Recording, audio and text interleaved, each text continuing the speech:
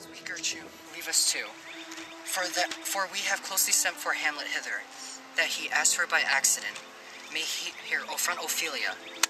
Her father and myself, lawful espios, will so bestow ourselves that seen, unseen, we may of their encounter frankly judge, and gather by him as he is behaved, if it be the affliction of his love, or no, that thus he suffers for.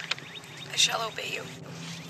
For your part, Ophelia, I do wish that your good beauties be the cause of Hamlet's wildness. So I shall hope your virtues will bring him to his wonted way again, to both your honors. Ophelia, walk you here. Gracious, so please you. Read on this book, that such of an exercise may color your loneliness. We are oft to blame in this. 'Tis too much proved that with devotion's visage and pious action, we do sugar over the devil himself. Oh, 'tis too true, how smart a lash that doth give my conscience. The harlock's cheek, beauty with plastered art, is not more ugly to the thing that helps it, than is my deed to my most painted word. Oh, heavy burden. I hear him coming. Let's withdraw, my lord.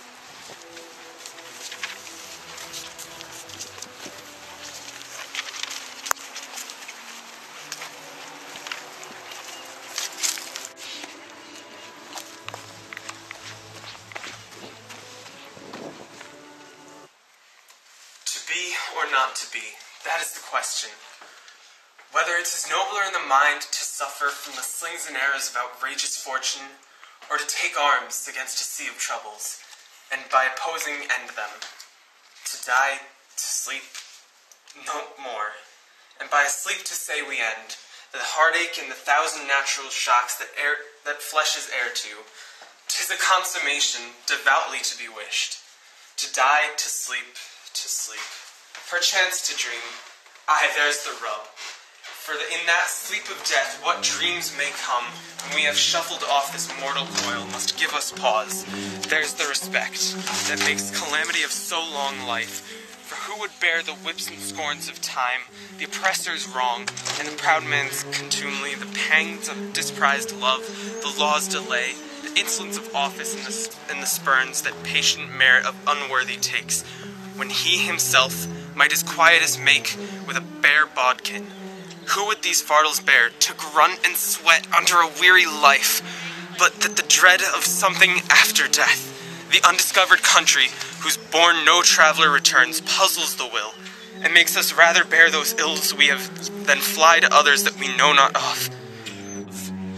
Thus conscience does make cowards of us all, and thus the native hue of resolution is sicklier over with the pale and cast of thought, and enterprises of great pith and moment with disregard of their currents turn away, and lose the name of action. Soft you now, the fair Ophelia, nymph in thy orisons, be all my sins remembered. Good my lord, how does your honor this many a day? I humbly thank you. Well.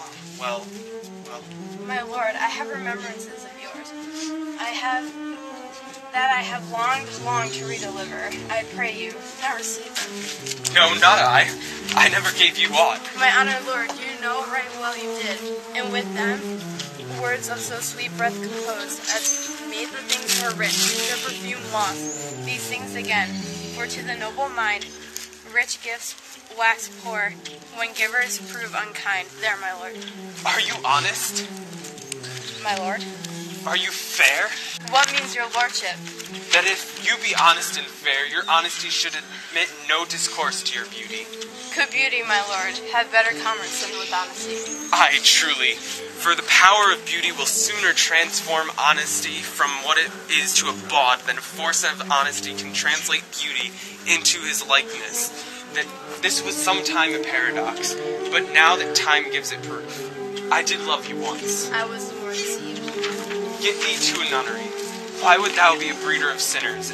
I am myself indifferent honest, but yet I could accuse me of such things that I were better my mother had not borne me.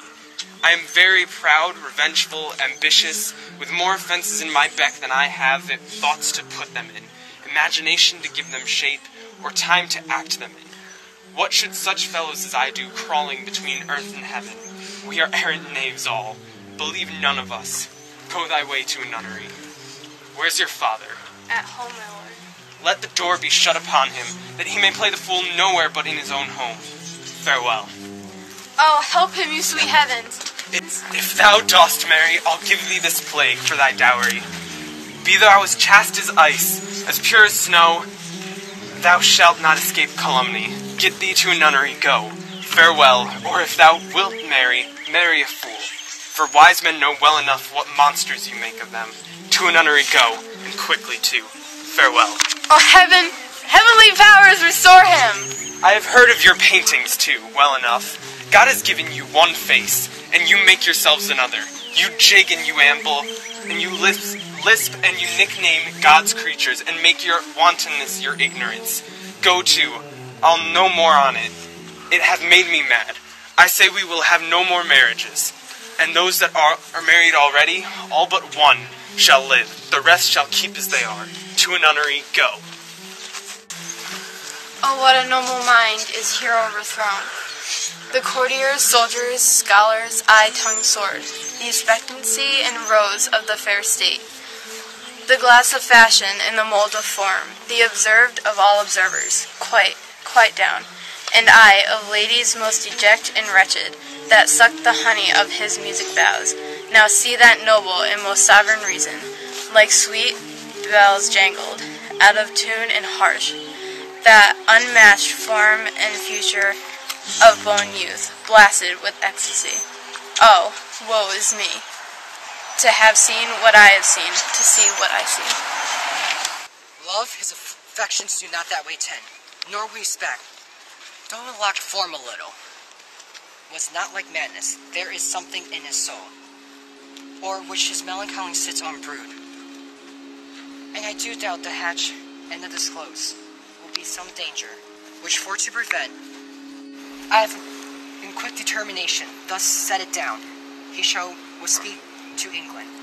For the man of our neglected tribute, happily the seas and countries different, more variable objects shall expel this something set of matter in his heart, whereon his brain still beating puts him thus from fashion of himself. What do you think, Aunt? It shall do well.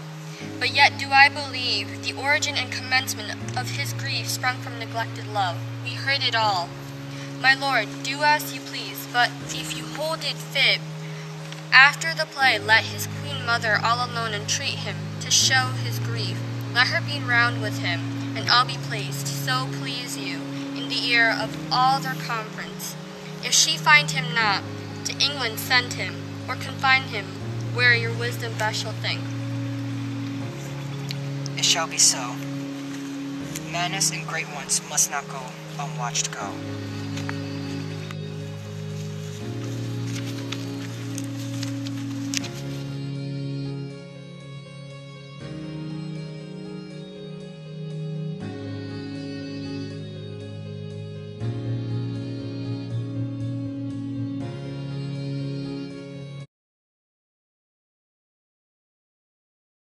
So long of life.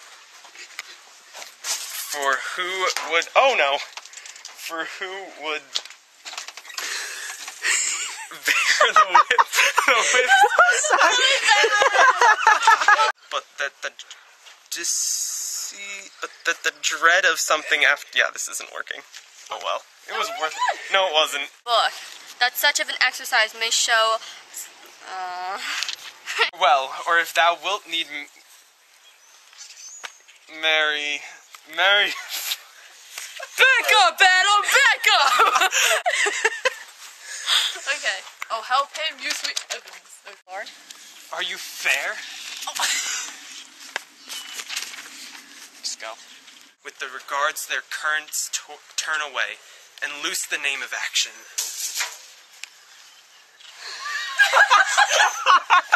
Help him, you sweet heavens. Don't turn the camera. Oh, God.